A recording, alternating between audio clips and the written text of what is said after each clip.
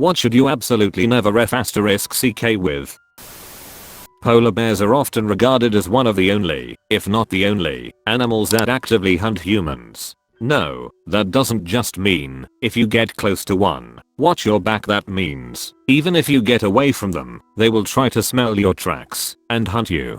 This can reportedly go on for miles. Oh, and it doesn't help that they are the largest bears in the world at 11 feet tall on their hind legs and weigh about 1,700 pounds on average, not to mention they can run fast and rip you to shreds. Luckily, they're only in a select handful of areas in the world. Yep, don't fuck with polar bears. I feel like that's just given knowledge that a species should possess. Don't fuck with an apex predator that's already half-starved and tangles with the likes of walruses. Like if you possess any shred of instinct you wouldn't fuck with polar bears. I just don't understand how people can fuck with bears. AM radio towers. If you're stupid enough to grab one, you will die. You won't feel it. You'll just hear whatever station it's broadcasting in your brain, because most of your nerve endings will be fried before you feel the pain. Even FM is dangerous. Years ago I installed equipment on an FM tower. I had to wear my own personal Faraday cage, a 40 pounds head-to-toe suit made of stainless steel and copper mesh, plus 3 RF monitors. One outside of my suit, one inside near my chest, and one surreptitiously clipped to my underwear to watch Slinky and the boys. Sure, coupled with all the gear I had to carry, I climbed slower than you can imagine, but I got it done. Most important bit of gear, ball-peen hammer. Hundreds of feet up, when the broadcast station has welded your wrench to the nut you were tightening, a couple whacks saves you hauling a new one up. Trains. If one rolls over your leg, you won't bleed too much. The sheer weight will just flattens the wounds and pinches off the blood vessels. Unfortunately, it also means everything is so damaged that it would be impossible to reattach. I photograph and locate trains as a hobby. This is correct. You 100% do not fuck with trains. I've seen too many near misses. Sometimes because people want to be on that train too badly. Sometimes because people are stupid around trains, and sometimes because people want one photo really badly and are willing to stand right on the track to get it. If you don't care about yourself, at least think of the driver. Even a near miss can fuck a driver up for days, years. Actual collisions can make them never recover. Benzodiazepines. I had a small prescription for anxiety in college that lead to buying them on the street because it's my prescription, I need them. Can't remember an entire year of my life and lost a lot in the process. I bought a strip of those a while back and finished it off in no time. Like vacation up in my noggin. Immediately understood why they are so addictive. Doesn't give you a high or anything, but the absence of anxiety. I can see why people get hooked. I haven't gotten many more strips. Seems like a bad idea. Moose. They are mean bastards and are way bigger than most people realize. Also, if you happen to hit one with your car, you're most likely gonna die, as they are big enough you just take their legs out from under them and then they land in your lap, all 1,200 pounds of them. I think moose are adorable and I really want to pet one. I won't because I usually enjoy living, but I want to. The springs that help raise your garage door. Those things are like a bomb going off if you do the wrong thing. I just had mine replaced a few weeks ago. Even the installer was a bit freaked out putting the new one under tension. Wasps. I actually learned how to fuck with wasps this past summer. We had a ridiculous problem with them where I work, and I work in health and safety, so figure it out. Fortunately, one of my buddies owns a small pest control company. He taught me how to mix up this dusting compound in a Dollar Tree empty condiment bottle. We had an entire abandoned semi-trailer full of yellow jackets at the edge of the property. 2 nights of dusting the main entrance wiped them out. You know that feeling you get when you absolutely don't trust someone but can't figure why? Well, if you're like me, don't fuck with that. It's better to make a wrong assumption and someone turn out a nice person than you end up in a horrible situation for being too optimistic / burying impulsive instincts. 100% every time I've struggled to trust someone, they've proved me right. I've described it as getting a bad scent off someone. It's rare, twice professionally and once personally, but you should never ignore your gut. The eyes. unless you plan to, or are paying them regularly. So last year, as a condition of my divorce, I got stuck with a $4,200 tax bill, the result of my ex not filing for 3 years. Yes, I was quite fortunate, thank you.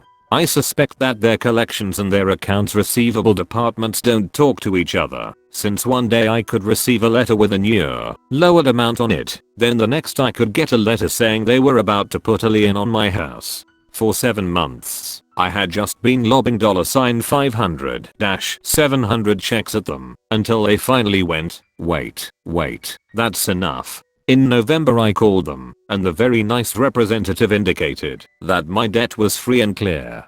Best Thanksgiving ever. In fact, they rolled that extra amount into my return this year, and between that cash and my stimulus check, I was able to buy a nice hot tub.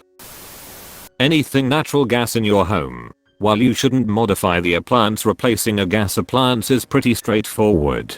Turn off gas, unhook appliance, connect new appliance and use a natural gas connection sealing product, like yellow Teflon tape. Turn on gas, and check for leaks. Spray some soapy water, 2 parts water, 1 part soap, on the connections and watch for bubbles. No bubbles, no leaks. Canadian geese. Just never ever act intimidated, and try to keep distance from nests and you're fine. I used to get hissed and flapped at on the regular. Just stand up tall, and keep on walking like a badass. They sound menacing, but they usually won't attack, if you don't give them the upper hand. Curling into a ball, and squealing as you retreat, is the exact wrong approach. I also like to mock them, if they get extra mouthy. Oh, you mad bro? You angry? Get the F out to here. They are not at all used to getting their attitude right back. The ocean. This shit right here. I was in Puerto Rico and decided to go for a hike along the rocky coast. I found a super nice bluff to set a folding chair on so I could read a book and relax. After a while I stopped reading and decided to take video of the waves crashing below, especially when the water would push air through some small holes and it would be like a whale's blowhole. I got closer and took more video. The sound was awesome, and so was the visual. I started hiking west, and found a lower area that I could hike a bit more inland. My hint should have been that the rock under my feet was sharp as hell, but I figured I was far back enough, near a cave, and I had looked up the tide, to make sure it was going out. I set up my chair again and started reading. No more than 10 minutes later it got dark. When I say dark, I mean that I was in the sun, and then suddenly it was just shade. I look up from my book, and see that a wave is about to crash over my head. Not only is it above me, but it's going to land a solid 6 to 10 feet behind where I'm sitting. Mind you, I'm 20 to 30 feet from the water's edge. I immediately stood up, and tried to grab my bag, the chair, and my book. I managed 2 of the 3. The book floated out to sea, and I struggled to maintain my footing. Apparently just a few inches of water is enough to start dragging your ass out, because the chair and I were close to getting swept away.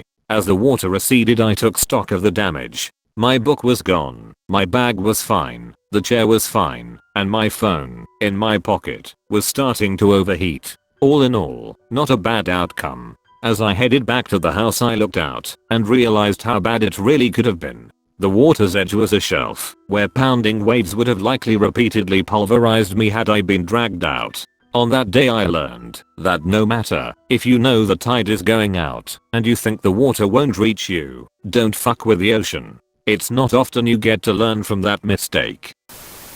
Any body of water, really. Tons of people drown on small lakes, because people figure they are small, shallow, warm, and well populated, nothing bad can happen. Yet every year we have dozens of drownings on small lakes, because people did use life vests, were drunk, or vastly overestimated their swimming ability. I live in Michigan. Summers can be rough. Fortunately knew a couple people who drowned in Lake Michigan, and one who was a daily acquaintance.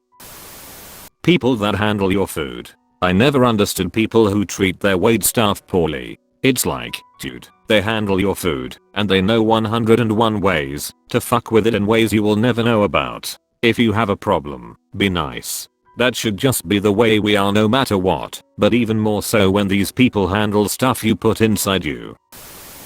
Methyl mercury. A single drop on your skin kills you. Slowly. Over the next 6 months it accumulates in your brain and gradually destroys your mind. By the end, you'll lose all motor coordination, memory, and logic. This sad fate happened once to a scientist back in the 90s. Garage door springs. Oh, I never knew this until I had one break. I was in my house and heard the loudest bang ever. I was thinking maybe a gunshot or explosion, but I knew it came from my garage. Once I realized my door wouldn't open and called for repairs, the dude told me how deadly that could have been. I never even knew. Had to have the entire thing overhauled for safety. Was built in 1957, and it was a lot of money. Not money I was expecting to spend, but well worth it once I learned. I can't even describe how loud that sound was, so I definitely know how much force caused that. Scary shit. A meat grinder. Had a guy almost lose his arm in the meat department I worked at for a couple years. Our grinders were medium commercial units used for making fresh grind at a grocery store. They have an interlock switch on the lid so when it's opened they shut off, but they still have to spin down. It got about a revolution on the mixing blades after the door was opened when near empty. Our extremely smart dumbbus was running a batch, and near the end some bits get stuck in the corners and you have to scrape them out. No big deal, shut down the machine, wait for it stop, open the lid, and clean the corners. He instead decided to just pop the lid open and attempt to reach in and dodge the mixing arms. His hand got caught between the hopper and the mixing arm, and he was pulled in until the machine stopped. He was 3 inches from losing the arm because the other blade on the arm was coming down. Managed to just deglove his hand. The local was able to stitch him up pretty good. Australian summer. Do not go outside at midday in Australian summer unless you enjoy heat stroke and possible death. Isn't that just par for the course in Australia? Indoors, fucked because wildlife is seeking shelter. Outdoors, fucked because wildlife that's not seeking shelter and because sun, deadly trees, and heat stroke. Don't fuck with electricity. You can't smell it, see it, but it can be made visible. Taste it, hear it, but if you touch it, it will more than likely be the last thing you touch. Besides Wu-Tang, I'd say electricity is the most dangerous thing on earth. I was installing a TV antenna on October 23, 2011. The antenna pole broke and landed on the 3-phase overhead power line. I was holding the antenna. It caused 3 road-degree burns on my hands, feet and hips. My left big toe had to be removed. 49 weeks in the Birmingham, Alabama burn unit, 12 surgeries later. I can tell you, don't fuck with electricity. The saying don't mess with the quiet kid at school seems to apply here. The one that's constantly being picked on and bullied. There may come a time when that person's gonna have enough and inevitably snap one day, and sometimes in the worst way. You just can't keep fucking with people and expect nothing to happen. Same could be said for adults in the workforce. Your freedom by doing a crime. Your spouse, as you are in a partnership for life. The police, lodge a complaint later. Your health, your youthful health can only carry you so far. Drugs, some are life destroying. Money, doesn't make you happier, but makes life easier. If you see a ring of quaint, cute looking mushrooms in a forest clearing like something out of fairy tale, treat it with the same caution you would a nuclear fucking hazard, superstitious or not. We don't fuck with fairy circles. What? Don't want to be a clicker? As my friend says, you don't fuck with a fee. People in general. You don't know where they've been, or what they know, and lots of people are more badass than they look. That 5'5" 5 inches 140 pound man that rarely speaks, could know Muay Thai. The pudgy short dude in your class, could be easily benching 405 for reps. The liver spotted senior citizen with a glass eye could be a hardened Vietnam veteran with 30 plus confirmed kills. People should be given their due respect, and not trifled with. Addiction to prescription opioids, unless you plan on ever going clean and succumbing. 3 years clean and nothing really gives my brain any desire, gratification, or joy anymore. Don't get me wrong, I can laugh and appreciate a good movie and such, but something is fundamentally missing. An example being my mother tried to surprise me with a new old TV as my Christmas present. I literally felt nothing. I'm not rich or well off, I'm a struggling community college student, so I know the value of money as well, my own mother's financial situation too. So usually at this, I assume most people would grin, or be able to hop on the couch and check the TV having a grand old time. Me, I just said thank you so much, hugged her because it was the appropriate thing to do, and felt no stimulation or sense of excitement. A sense of reward and material fulfillment of any kind is essentially lacking in my life now. Essentially, don't fuck with opioids, and don't go off the deep end and just shovel Ambien by the strip into yourself to get fucked up. Your mental health. Vices ruin your mental health beyond imagination. To the young ones out there lucky to see this, do not rely on vices to ease your pain, because I promise the cost on your mental health will be more than you can bear. Don't ask me about the mechanism behind it, take my word for it, or learn the hard way. People with face tattoos and or cauliflower ears. I scrolled way too far down before I found this. The cauliflower ears, especially. Some guy at the bar having a beer, maybe by himself, not bothering anybody. You're feeling 10 feet tall and bulletproof, you bump into him, and you decide it's his fault. This is not gonna go well. Source: years of getting my ass handed to me on the mats by quiet guys with cauliflower ears.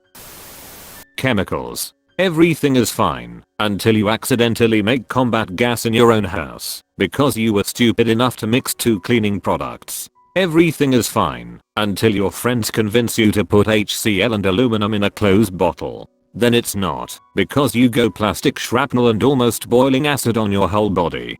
Don't fuck with chemicals. Things can go from seemingly safe to surprisingly dangerous in a few seconds. Once I wanted to purify some copper chloride. I tried dissolving it in acetone to recrystallize later. Well, that was a bad idea. I'm still not sure of what I made, but I think it was dichloracetone.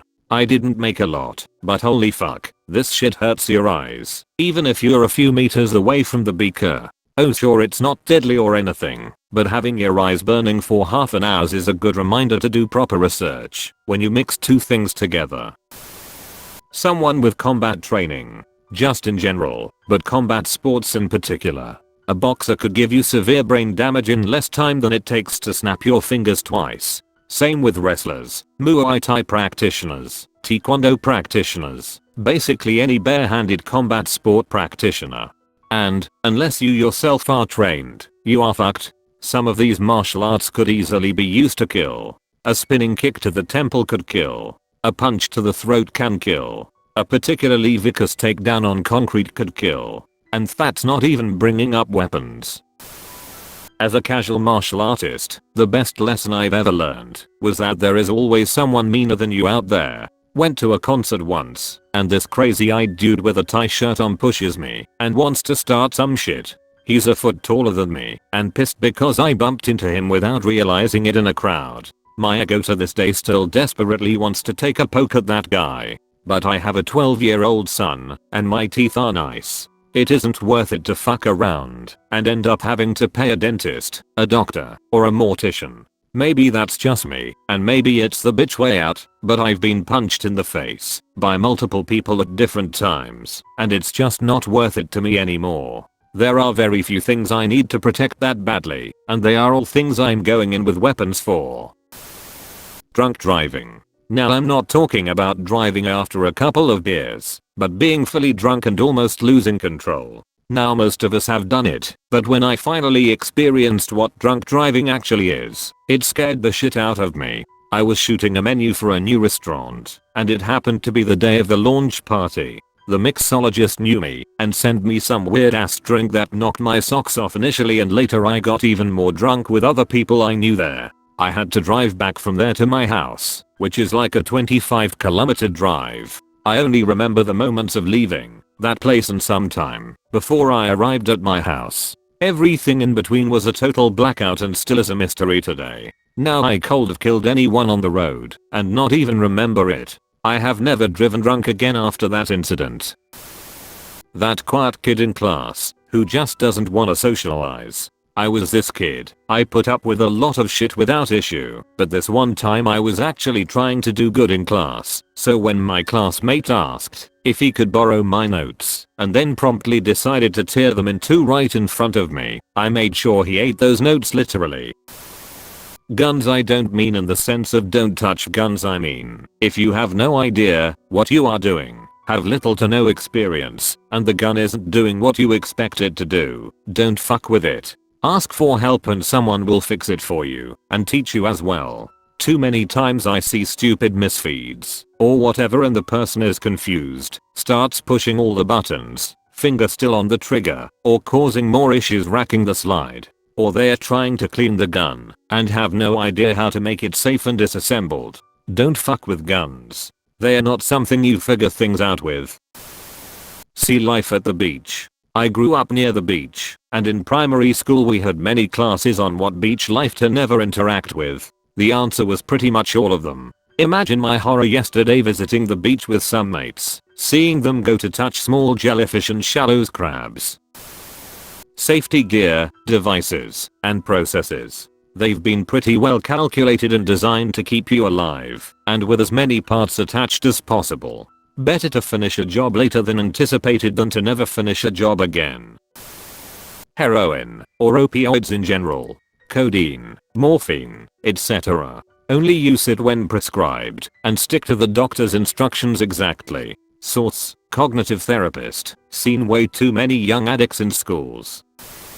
Bruce. Hit one of them, and you could have a very bad day. They don't always die on collision and most vehicles are the right height for it to come to through your windscreen. They get very scared as most things hit by a car would be, and they start kicking. Those legs are strong and adrenaline probably makes that worse. My mother was a nurse in a large rural town and she saw one bloke with severe damage to his chest, face and neck. She also heard stories about them from other nurses. Not fun, I don't reckon. Two things besides electricity and garage door springs: gasoline. I've seen way too many videos on this website of morons who haven't the slightest grasp of the differences between class A and B fires, fucking around with gasoline, and setting their entire existence on fucking fire. Just stop, you absolute ponce. Lake Superior. There are plenty of dangerous bodies of water out there, but Superior is deceptively treacherous. People seem to understand how hazardous the oceans can be, but many seem to think that the Great Lakes are just, well, big lakes, and not the inland freshwater seas they really are. And Superior, well, I can think of 29 men off the top of my head who can, unfortunately, no longer tell anyone just how deadly Jijgumi truly is. Mercury. That shit is persistent, and will absolutely not go away. Spill a thermometer with mercury in it. For the love of fuck, get an environmental contractor to do mercury vapor assessments to make sure it's gone. I had a house that had it spill it. Cost twice the worth of the house to clean up 2 tablespoons from an old natural gas regulator that broke.